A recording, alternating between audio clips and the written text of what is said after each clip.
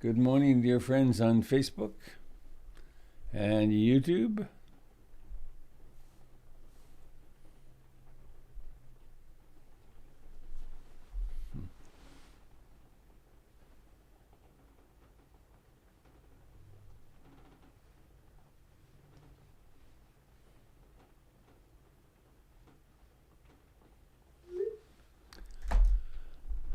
Good morning, dear Dharma friends.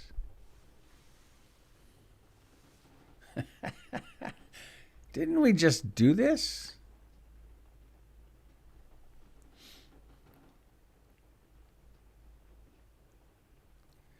It's a silly analogy, but somehow it fits. Have you ever driven across the country and you drive, and then there's gas and a rest stop, and then all the space in between just kind of disappears. The trip across the country is one rest stop after another.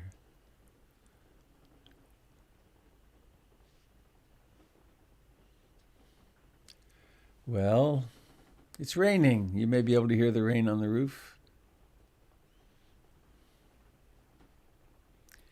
What a lovely thing to have this beautiful, warm little house to work out of in the mornings, to sit in. I'm Robert Beatty. I'm coming to you from Portland, Oregon. This is a broadcast of the Portland Insight Meditation Community, which you can find at www.portlandinsight.org. And you can find my website at robertbeatty.com.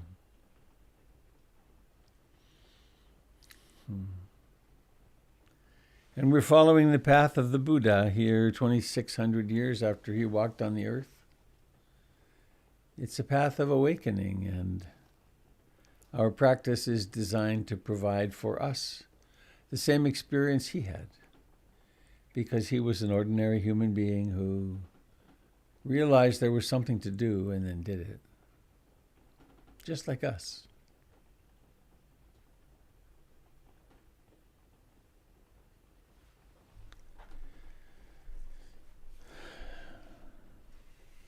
One of the main impediments to being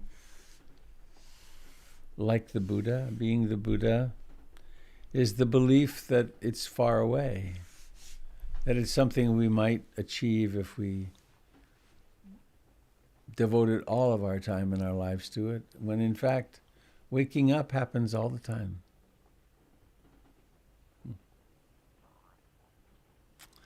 So I have a little poem in our traditional style of starting with a poem, which I really like.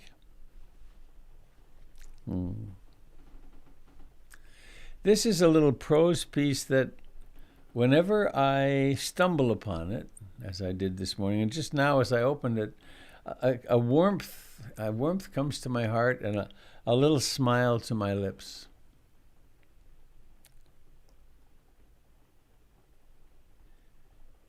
It's by a person who was perhaps a great saint of the 20th century. Certainly a person of extreme influence and compassion. A person who really loved children. Mr. Rogers.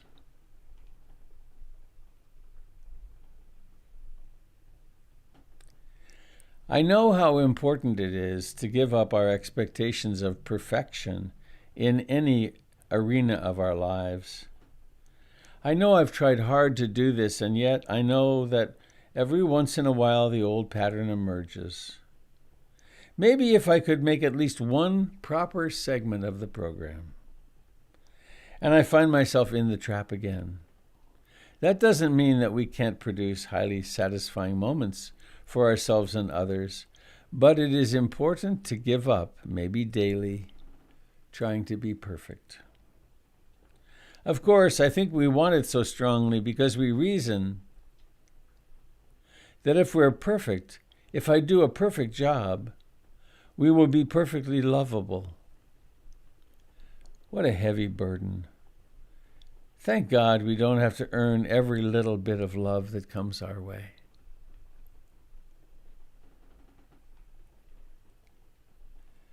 I know how important it is to give up our expectations of perfection in any arena of our lives. I know I've tried hard to do this, and yet I know that every once in a while the old pattern emerges. Maybe if I could make at least one proper segment of the program, and I find myself in the trap again. That doesn't mean that we can't produce highly satisfying moments for ourselves and others, but it is important to give up, maybe daily, trying to be perfect. Of course, I think we want it so strongly because we reason that if we're perfect, if we do a perfect job, we'll be perfectly lovable. What a heavy burden. Thank God we don't have to earn every little bit of love that comes our way.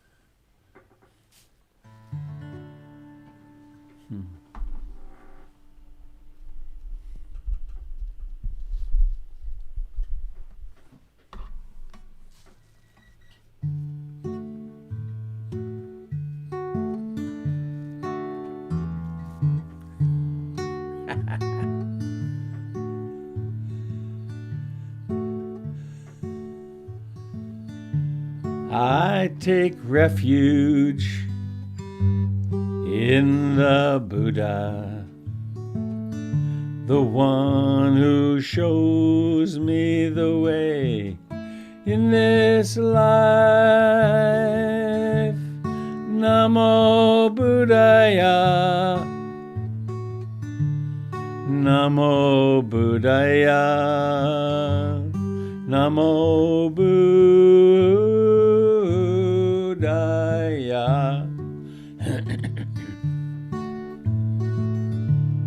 I take refuge in the Dharma, the way of understanding and love. Namo Dharmaya, Namo Dharmaya, Namo Dharmaya.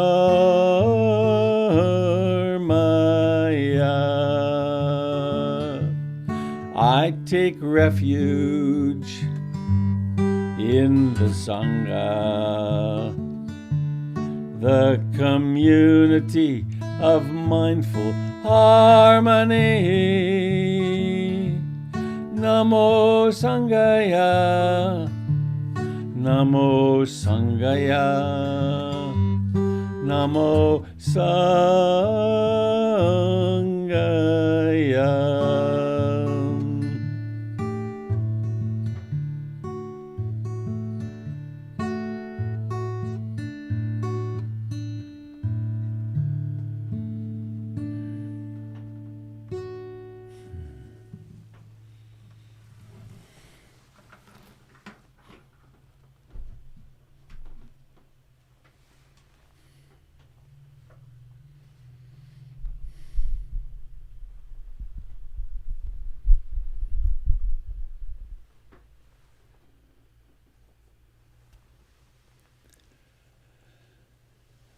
Talking with a friend yesterday, we were talking about time, the experience of time,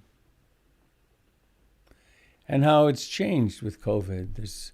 There are ways we used to demarcate it by getting in the car, going to work, and days seemed,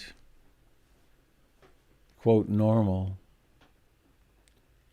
And I realized that this gathering together in the mornings is how my life is demarcated at this point. That this is the point where the day, quote, starts, or this is the place where something really predictable is happening.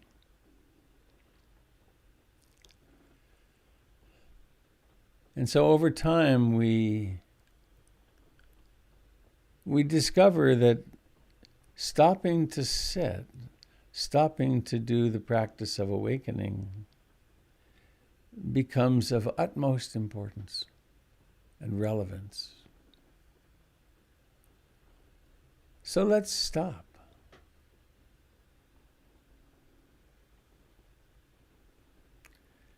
We might again today decide, it's always completely voluntary, that for the next half hour or so, not to move.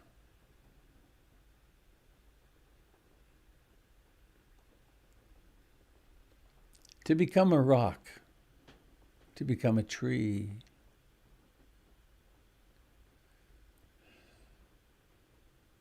to become something at peace with gravity. This is where I am rooted, right here.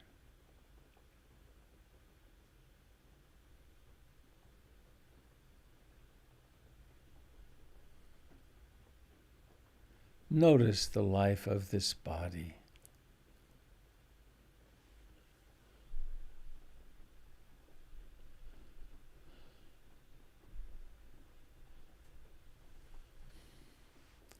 Perhaps cultivate a moment of gratitude for this body.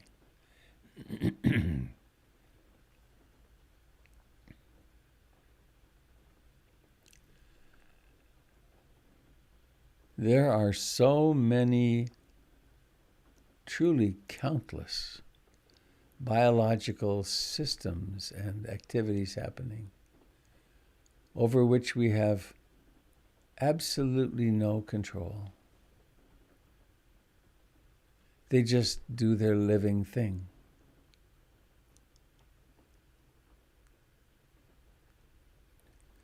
And here they all are, balanced enough that we can sit here. Every cell in the body bathed in oxygen that comes in through the lungs, driven in the blood by the heart. Miraculous. And awareness. This awareness that is beyond mysterious.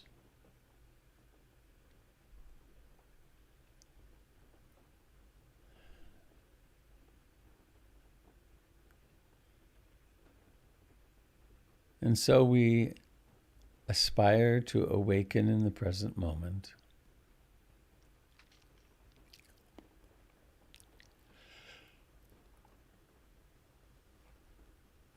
Right here and now. Coming home to this breath. The one right now.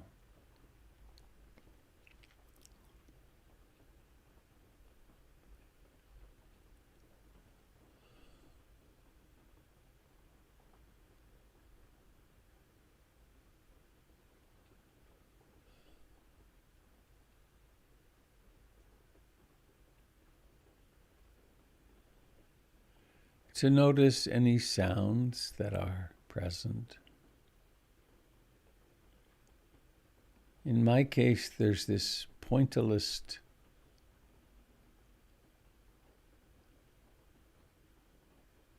very interesting sound.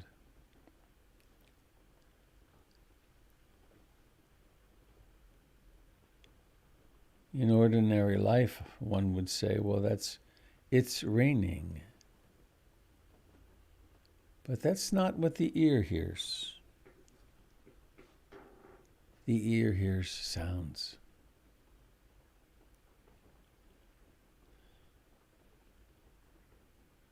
And we practice bare attention, bringing awareness to the actual stimuli that happen at the sense doors.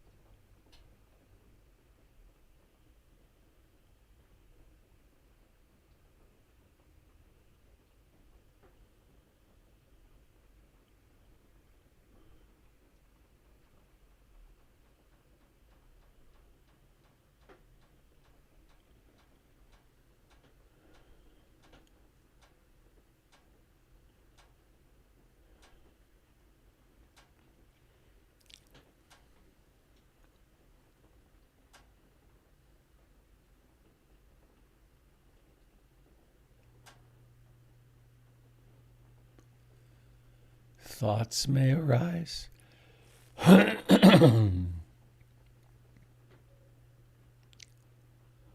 Wanting may arise, desiring.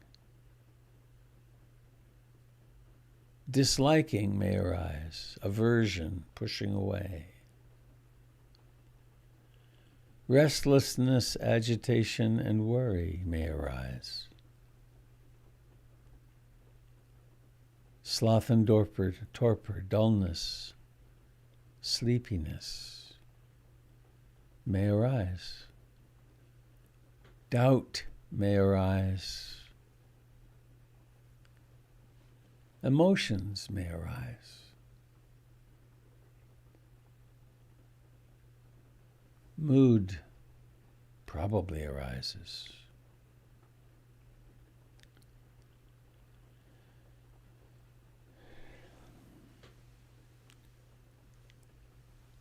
The ordinary worldling, as the Buddha put it, experiences all of these phenomena as I, me, and mine.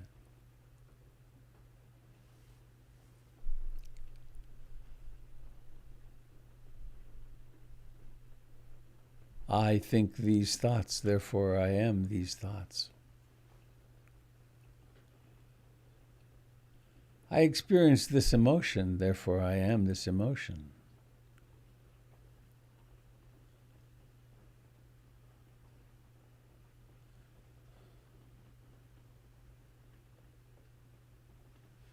This profoundly simple practice, the Buddha likened to being a watch person at the gate to a city.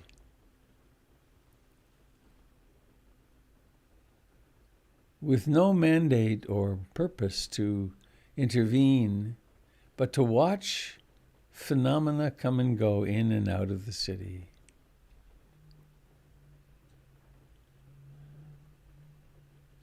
It's a semi-trailer loaded with car parts. It's a family on the way to a wedding. It's a thought about yesterday. It's a memory about a year ago. It's a worry about the future.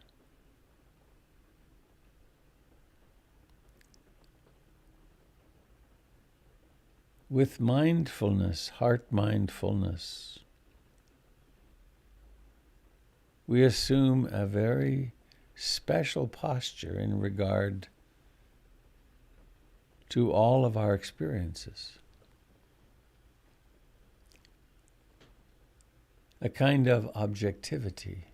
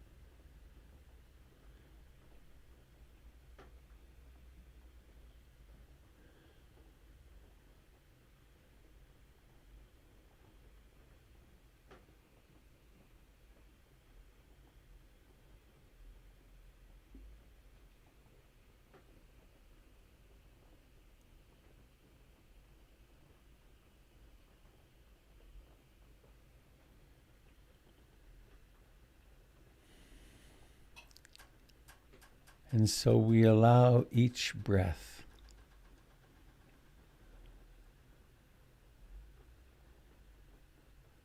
to call us home, to now.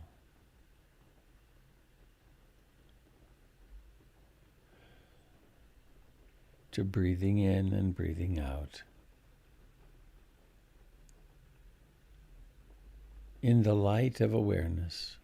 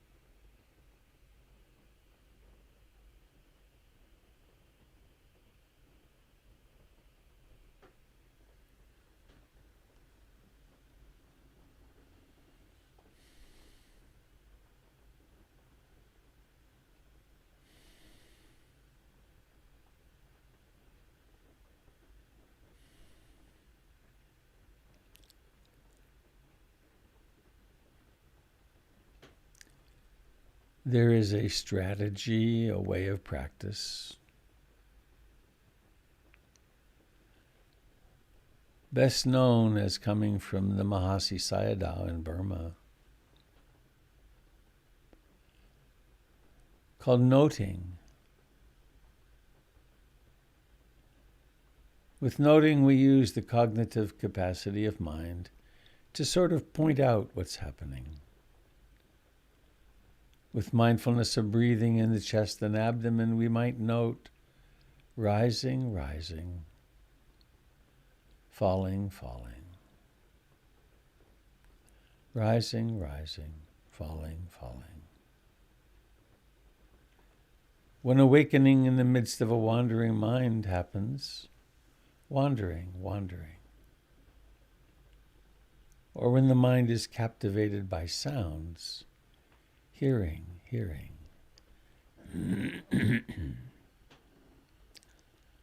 When returning to the breath, returning, returning.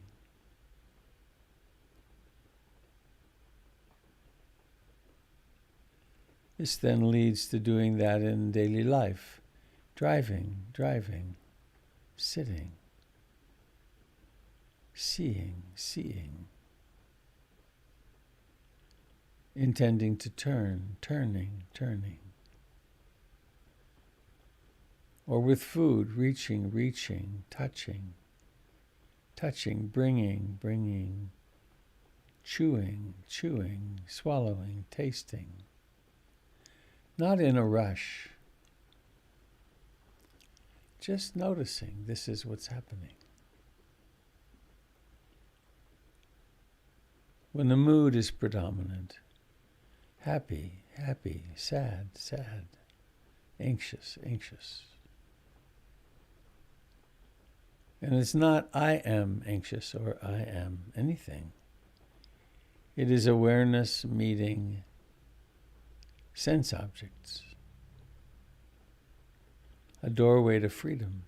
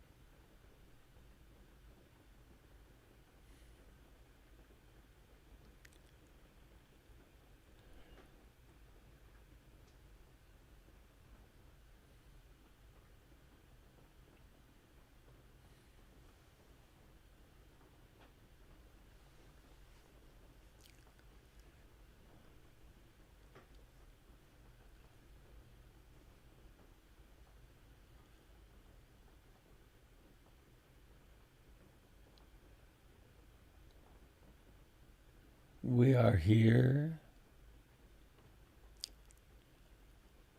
on the seat of our awakening,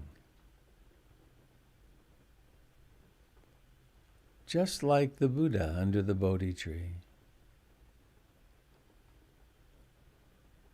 with a clear intention. I aspire to be awake.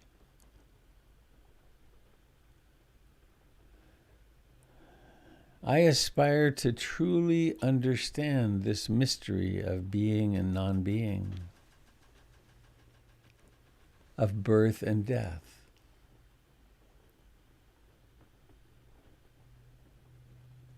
I aspire to wisdom, to compassion, to equanimity, to joy.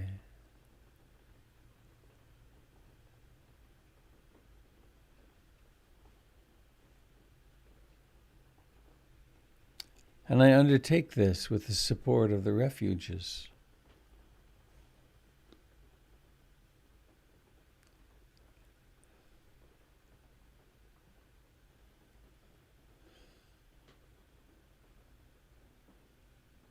And I have the extraordinary map of consciousness and life of the Eightfold Path, the Dharma. And I have such good friends surrounding me. And having led the way down through time, through a couple of thousand years, my ancestors on the path.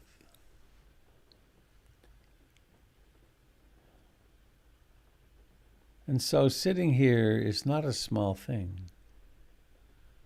Sitting here is entering a stream, a movement.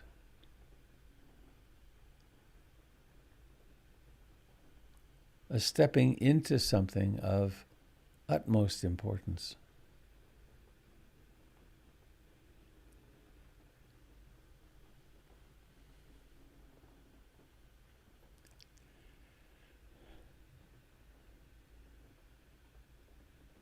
And in addition to being beautifully, pristinely aware of what's happening,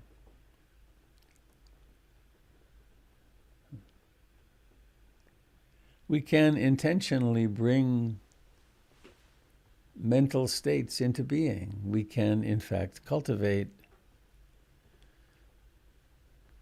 awareness and love and compassion. And starting with ourselves, starting with yourself. Feel, know, intuit this phenomenon that you think of as I, me, and mine. Let a little smile, a little tiny smile come to the corner of your lips.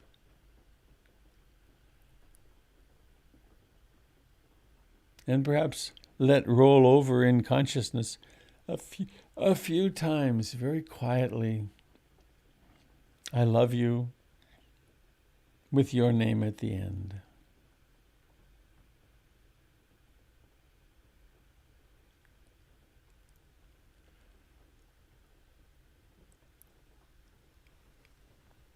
Maybe let your imagination remember to say this to yourself as a newborn taking your first breath.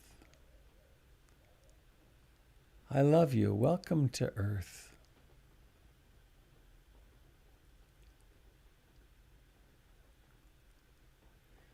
As yourself learning to walk, learning to speak, learning to read, so much learning. Yourself in the context of your family of origin. I love you.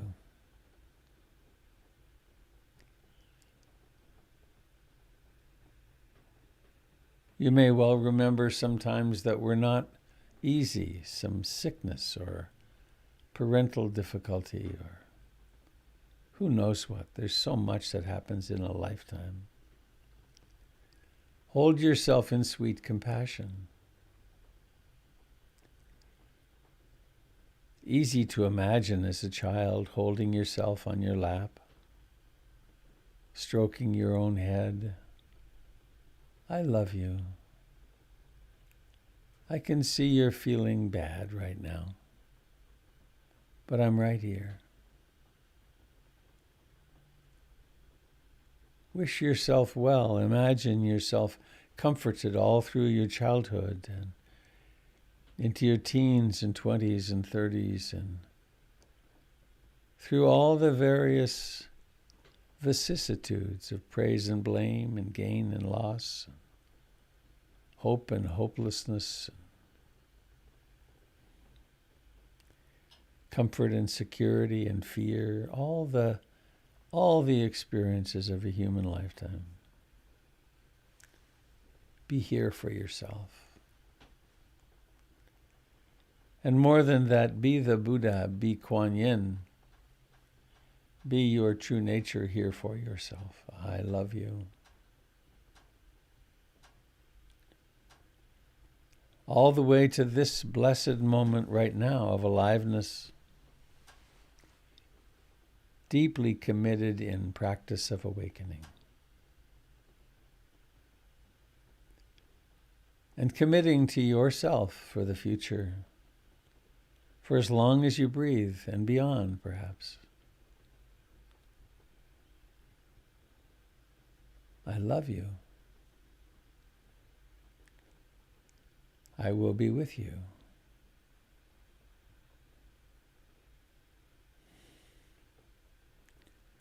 There is no closer friend than your own heart, your own holding yourself in love and compassion, sympathetic joy and equanimity. I love you. And remembering that little smile at the corner of the lips.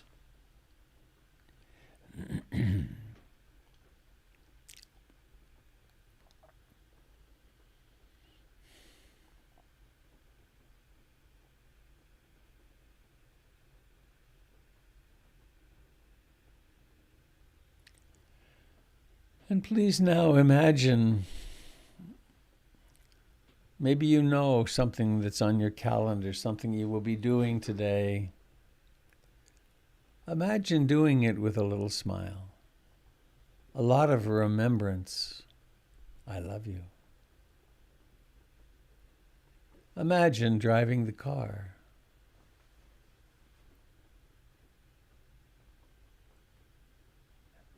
And imagining turning this capacity of loving outwards. So the people who you pass in your car, it occurs to you they want to be happy. May they be happy. May they be protected from this monster that walks among us, this COVID. May their families be happy. May their children be happy. And using whatever vocabulary, whatever words, whatever imagination works for you. Imagine being engaged in practice until we meet again. In what seems like a long time away, tomorrow morning. But it'll be here just like today.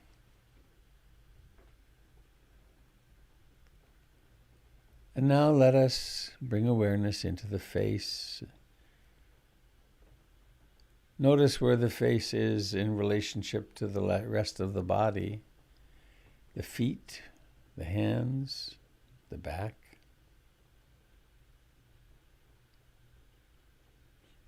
And now letting the eyes open, noticing the intention that's required for that, and then the effort that's required to open the eyes actually, and then let that happen.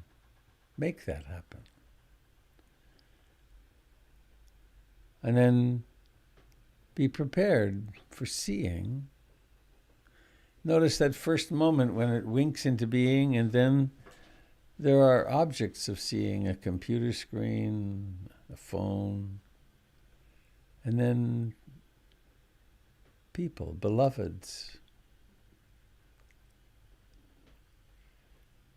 And then the reflex might spring in, oh, it's you. I sure hope you're safe today.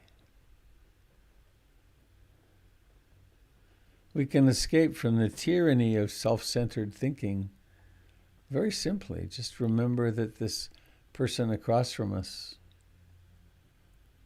is longing to be loved, longing to feel relaxed.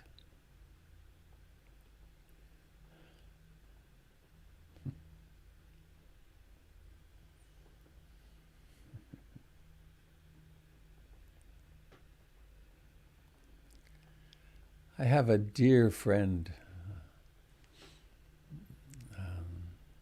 Some of you know him. His name is Greg Maloof. He teaches at PIMC. We've known each other closely for, I don't know, more than a dozen years.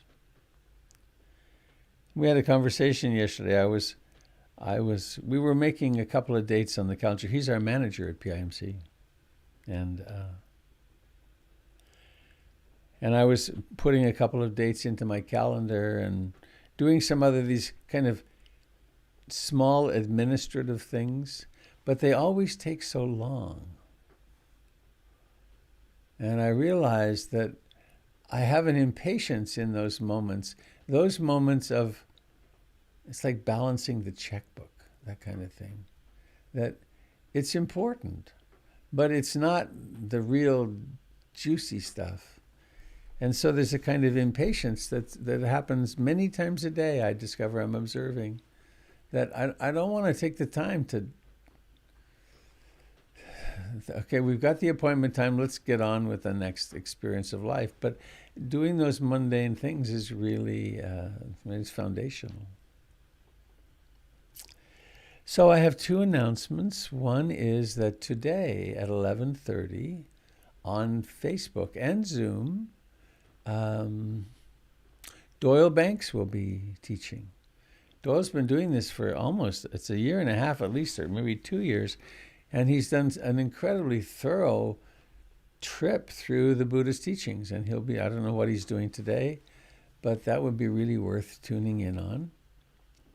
And Sunday evening, Candle Summers will be continuing her once every 2 weeks, or twice a month, gathering, and she brings a tremendous amount of love and compassion to a lot of deep insight. So you can find those addresses at the portlandinsight.org. And then Jim, of course, is on Monday nights, and so goes the cycle of teaching and getting together at PIMC.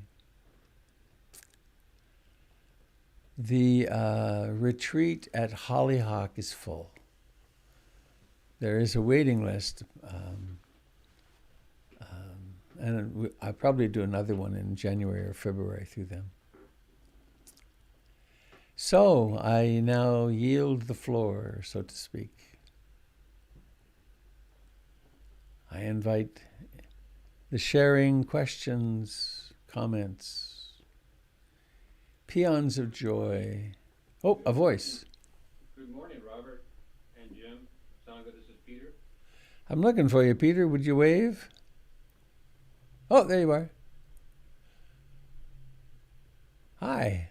I have a question, and since this is a fundamental question about Buddhism, I wanted your permission if I could have some fun with the question. I guess. You're going to sing it? Well, first of all, since this is World Kindness Day, I've got a little Mr. Rogers moment here. I like you just the way you are. Because it's Mr. Rogers in the pocket, so you can What a trip! Yeah, he's got a lot of good ones on here too. It's a beautiful day in this neighborhood. Okay, so that's Mr. Rogers. So I have several books that are kind of my reference books, and I just want to share this one right here that I refer to it, and I would highly recommend it. I think it'd make a lovely Christmas gift. It's the gift that keeps on giving. So this is one I'm going through really am connected to the hindrances. Oh, isn't that a great chapter? Yes, it is. I keep going through it because they're always with me. So, I feel like they're very close friends. Yeah. I keep going through that one. Let me say something about that chapter. Laura Musikansky's fingerprints are all over that. It's really beautifully done. All right. Well, the other one that I have is called Your True Home, Everyday Wisdom from Thich Nhat Hanh. So my question comes from one of the last pages. I just finished this. And so I have a little fun. I invite people. So Thich Nhat Hanh said, the highest Buddhist teaching. So I invite the Sangha, if they can come up with what they think is, just mentally think, what the highest Buddhist teaching is.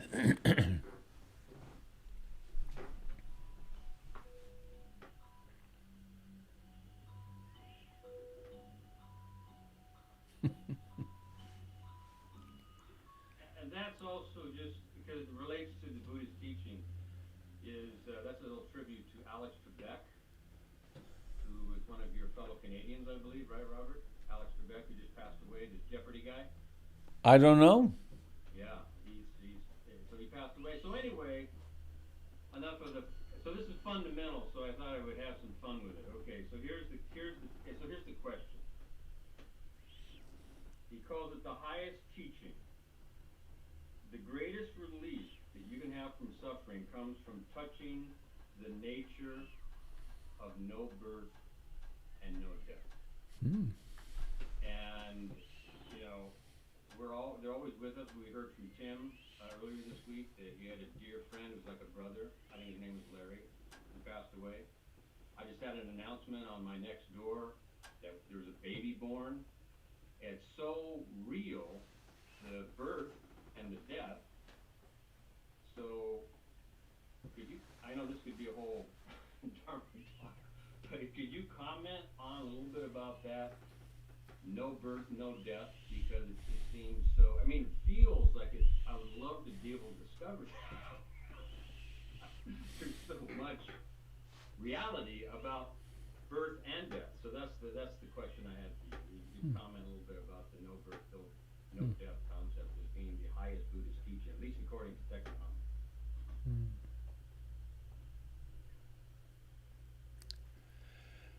Well, the Buddha didn't use the word enlightenment. The word that he used was experiencing the deathless. So what could that possibly mean? And the way that it makes sense to me mostly is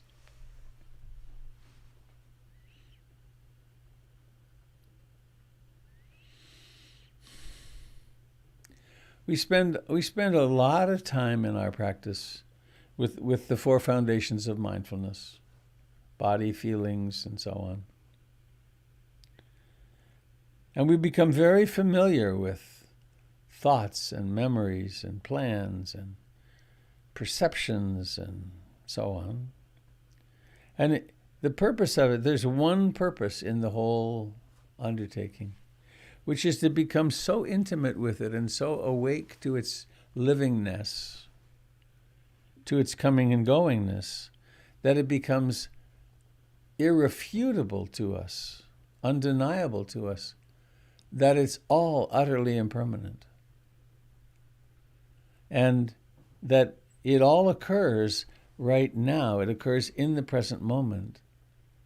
And so all the variations of the song of the self become so obvious to us that they're doing themselves, and that then there's not even someone here doing it. It's just doing itself.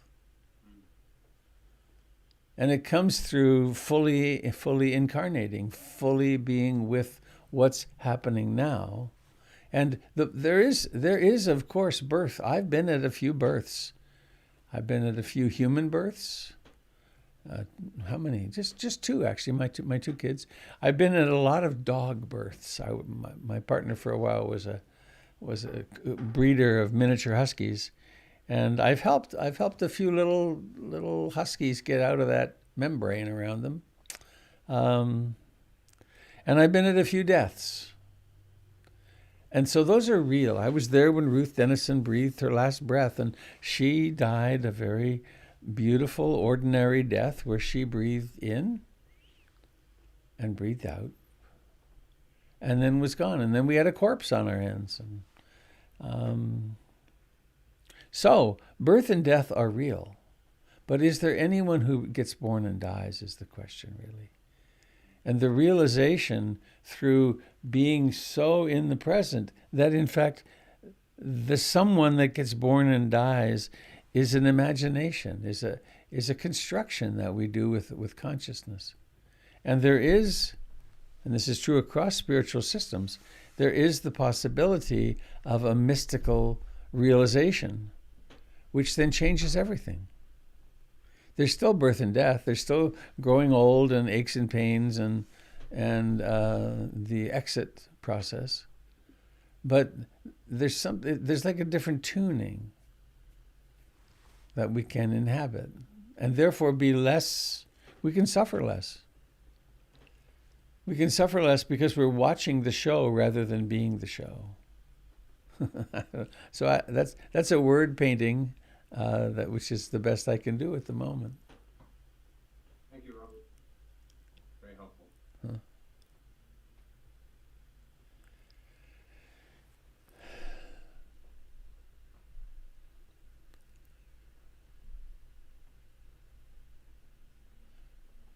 One of the great learnings for me that I mean, I certainly did not anticipate this. When I heard the Dharma at the beginning, and for decades, I think, I really wanted to, quote, get enlightened and get the hell out of here. Because there's been so much pain and suffering and loss. And also there's parts of my personality that are such a pain in the ass. Right? But all the therapy, all the work and so on, it's still the same personality, but it's a bit, and sometimes a lot less convincing. It's like, oh, right, here's my personality doing this. I don't have to change it. I don't have to improve it. I don't have to get rid of it. I do have to rein it in, maybe, and I do have to not inflict it upon others. But here's it's doing its thing, and it does its thing, and then it moves on to something else. So the notion of somehow or another perfection and never again having Mara assail me with the challenges. The Buddha throughout his life was saying, "I see you, Mara. I see you, human shadow, and I'm not acting on you this time." So it means we get to be who we are, because that's who we are. Well, that's sort of who we are. Our earth suit has a personality. It comes with a personality. It is what makes us interesting.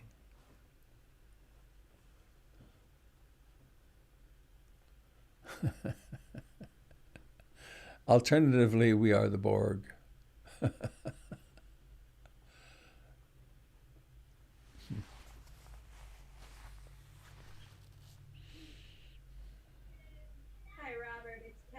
Really quick question. Hello, Miss Cat. Good morning. Good morning, everyone. I hear you're a cat with children this morning. However could you guess? I'm very intuitive. You really are. It's not children, Robert. It's just sound. I see. It's just the sound. Okay. I'm wondering, with the stillness that we're cultivating now, which is really interesting, if you notice tense muscles during that. Like if you notice your shoulders are really tense when you're trying to hold this stillness, what do you do? Do you stay with the tense muscles or do you release the muscles? Any tensions you can let go volitionally, let them go. Okay. If you can't... I'm a real wreck today when I'm trying to actually stay still. And if you can't, and there's pain there, then you take the pain as your meditation object. Or, I mean, there's so many strategies. You could try tensing them on purpose.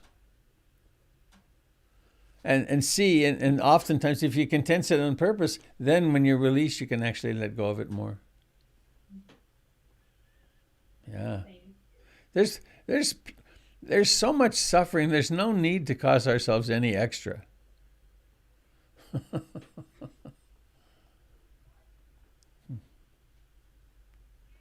Nice to see you again this morning.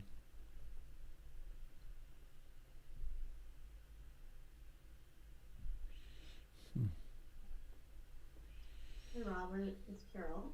Hello, Carol. Hang on, let me find you, please. Oh, there you are. Hi. Good day.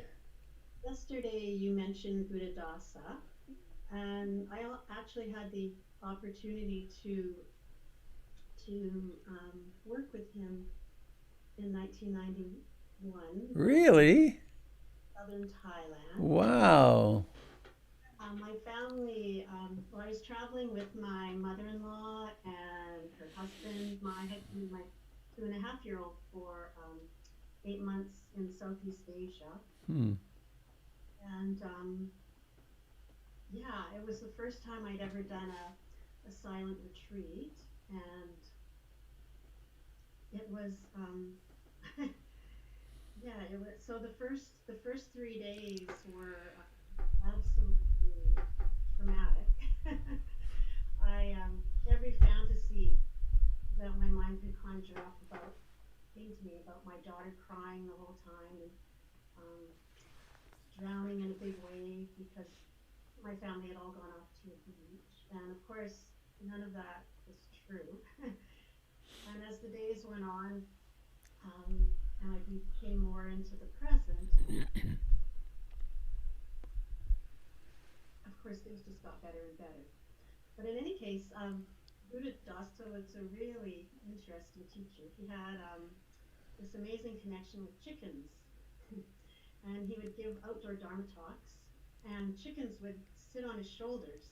And he had a microphone, and every once in a while, a chicken would just crow, bellow into the microphone, which was really, really amazing. So at Huh. one point, somebody asked a question about dancing because the Thai monks were not really into dancing, and Buddha Dasa said, "Well, if you want to dance, it can be like a chicken." And suddenly, all the chickens around him just started madly dancing. It was so interesting. I wasn't really quite sure what he was trying to say, but it was fascinating watching these chickens. Maybe he was trying to point out the opposite of stillness to these chickens. But anyway, I wondered if you had any thoughts about the connection between mindfulness, dancing, and chickens. Well, I don't have a particularly close relationship with chickens, but mindfulness and dancing,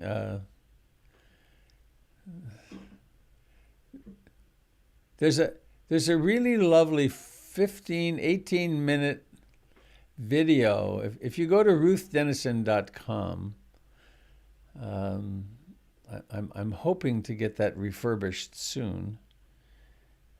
If anyone out there is a web site fixer-upper person, let me know. I need some help with that.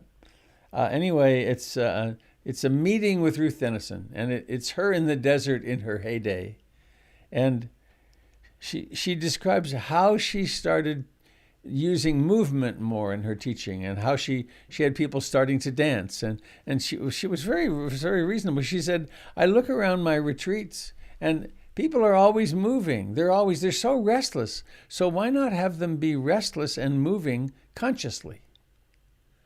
And that's where the experimentation in movement came from in Ruth's teaching. And I have followed along, of course, in her footsteps.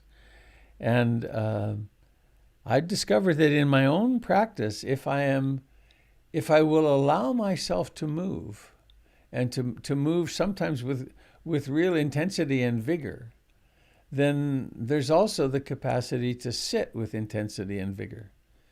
And then there's also a transition to daily life. That dancing is a vigorous movement practice, becoming the chicken, and then the vigorous movements of life become much more mindful. But I don't have a particular chicken analogy with it. But I'm having something pop to mind. Helpful, thanks. I have one of the practices I do on retreats is to have people do walking meditation. And then we do walking meditation. We can do it in a circle, but then we also do walking meditation where we're passing through each other, and then making 90-degree turns and walking and so on. And then I have the walking speed up, and it then becomes the walking where you're trying to get somewhere.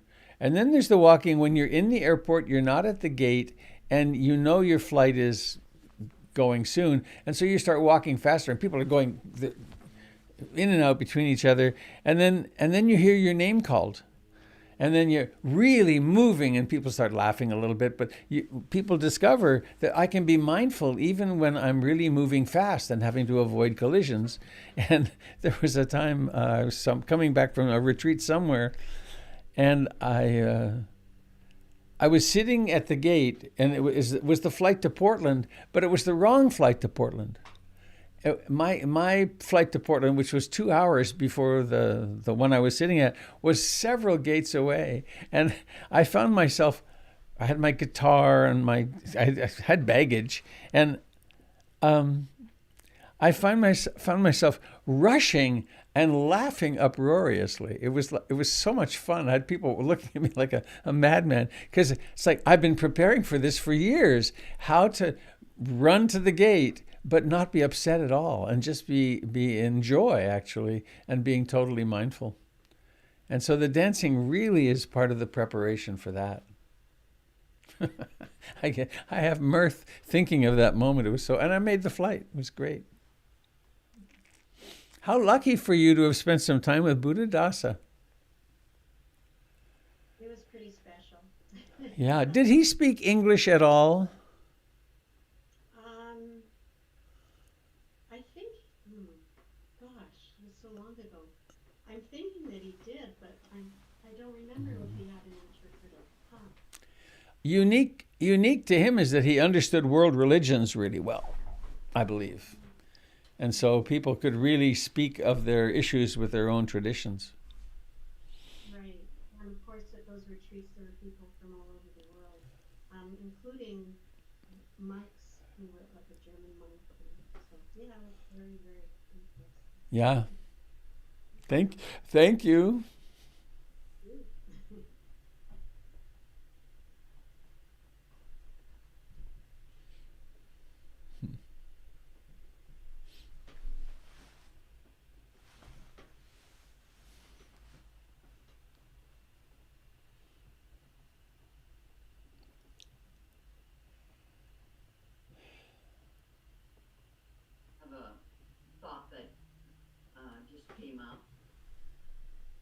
I hear you. Oh, there you are. Hi, Francine. Speaking English, I had a recollection of my grandmother, who was always called Nona, and I know that as a very young child, it was the best place possible to spend time with her. And she would visit. She lived in another city, and she would come a few times a year and visit. And I think this was the most blessed woman in my life. And it just occurred to me the last month that she didn't speak English. She didn't speak English? No, Huh. I didn't remember that until this last few weeks. What did she speak?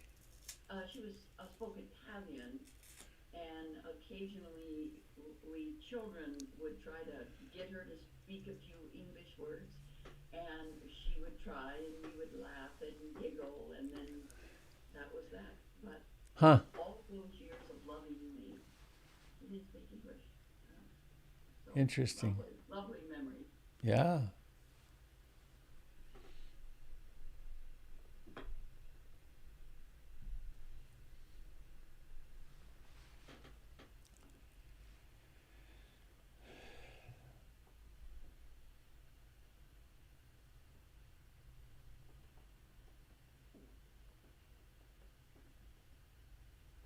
Robert, Hello, Sandra. hello. I'm thinking about what you said there about observing the show and not being the show. Mm. And a friend of mine gave me that advice 20 years ago. I was working on the construction site, 500 men and me, a female with some authority, practicing Buddhism, feminism, vegetarianism, all these isms. Didn't really fit in very well.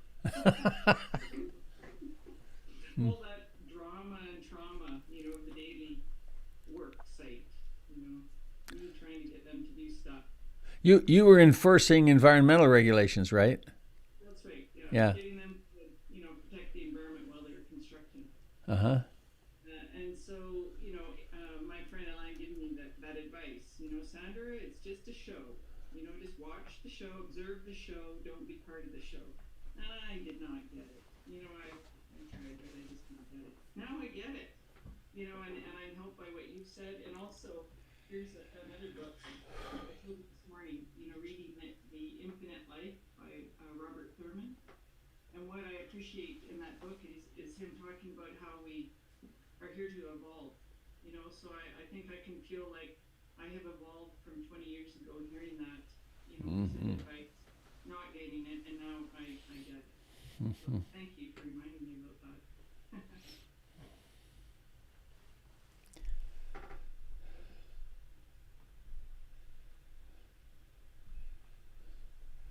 There are lots of pointers. I mean,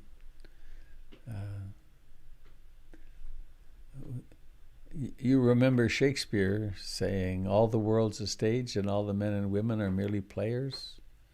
They have their exits and their entrances, and each person in their time plays many parts. At first the infant mewling and puking in the nurse's arms, and then the schoolboy whining his way to school, and so he goes on to the end, and it's just, in the end, how's it end? Sans teeth, sans everything. And it's right there in that poem, in that little soliloquy, the various stages we go through, and then we wink out. What a strange thing. Seems like so much effort to go through all the somebody training, and then we disappear. Actually, Jennifer is really dealing, it's very difficult right now. Her mother is in a care facility in Florida, Fort Lauderdale, and she's really lost it. Her person is gone, and the person that's left is not the nicest part of her. And today,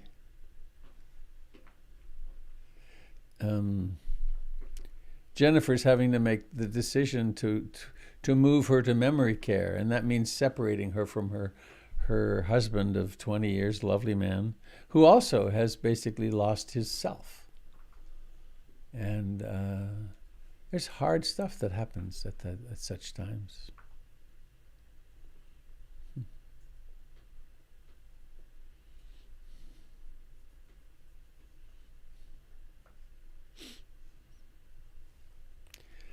Carpe diem, right?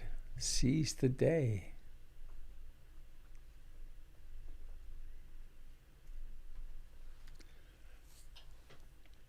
Well, anybody else? It's around 8:15. We have a few more minutes.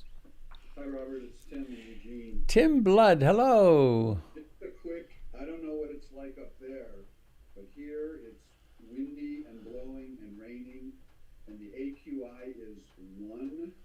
And I invite, if it's like that where you are right now, this beautiful, beautiful fresh air is blowing in, and I invite after this everyone to step outside and breathe deeply. Is the AQI, Is that the one that was at 500? Yes, that would be the one. Yeah, yeah. Like when we were saying, oh, if only we could breathe outside, then everything would be perfect. Remember those days? Yeah, yeah. If onlys? Right. So, hey folks, it's nice out. Breathe and enjoy it. All right.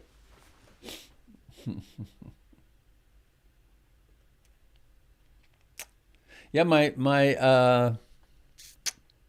I have a lovely little delicate, a Japanese maple right outside our living room window, and overnight it lost its leaves. It was they were falling. You could see the branch structure, but overnight with the rain, I looked at it this morning. I was a bit shocked. It's like, it's naked. It just puffed.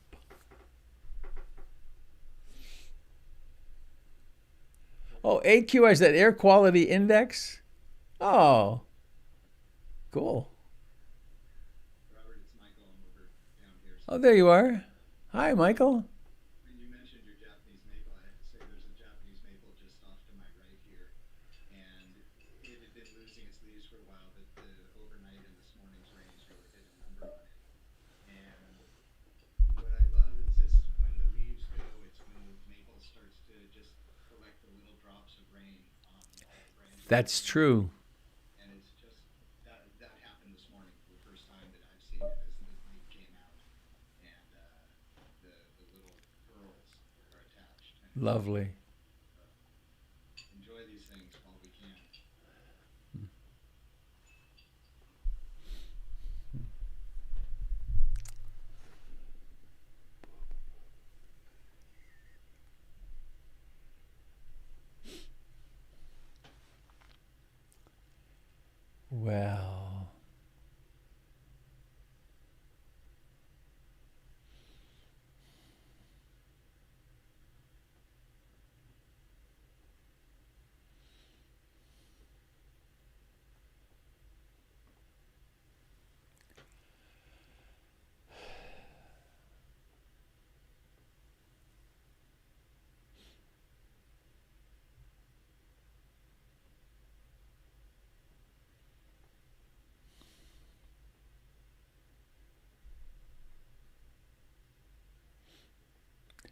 Well, let's reaffirm our commitment to be mindful today. What are the things that are on your schedule?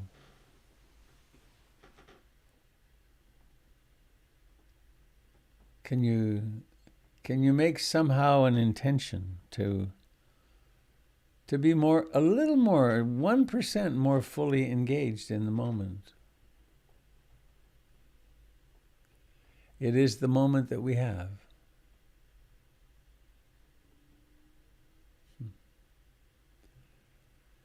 So let us sing our ways out of here.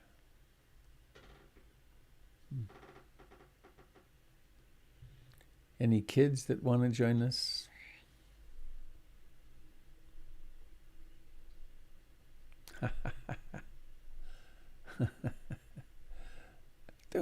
Hey, there you are. Hi. Oh. Oh, a curly head. Hi. You ready to sing? Yes. Okay, you ready? 1, 2, 3. May all beings be happy. May all beings be happy. May all beings be happy. Sadhu, sadhu, sadhu.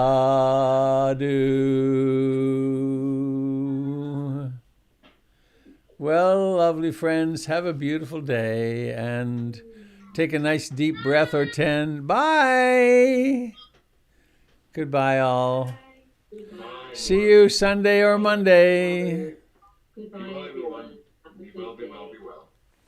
Bye, worldlings. Had, this is for you. Doyle at 11:30. That's right. And candle on Sunday evening. Wash your hands, social distance. Yeah, we're up against something really big here.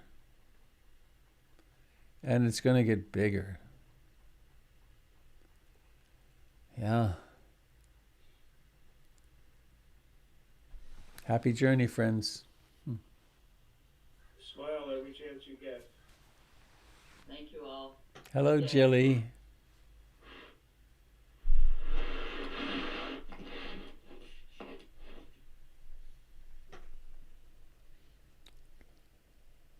Goodbye, Tempest. Nice to see you again. Oh, and Linda and Candle. Candle, you're still here. Hi.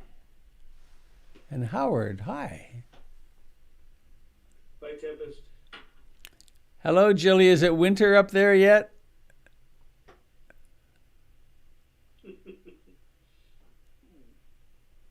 Oops. Can't hear you. You're still muted.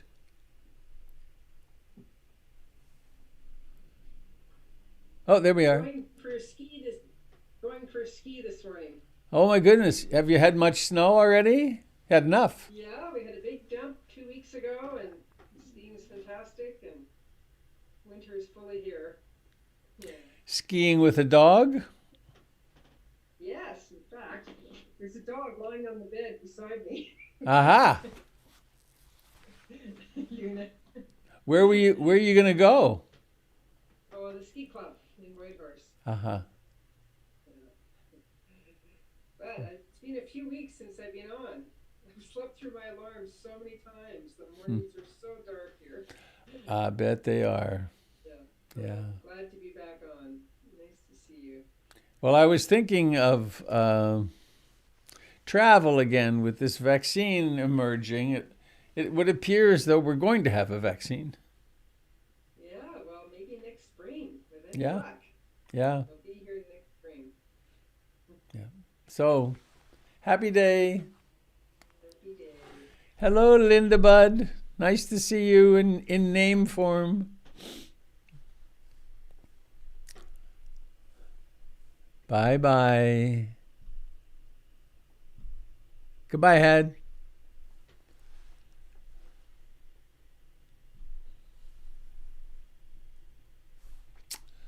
Well, dear friends on Facebook, thanks for being here. Been quite a journey. I hope the sound was okay today.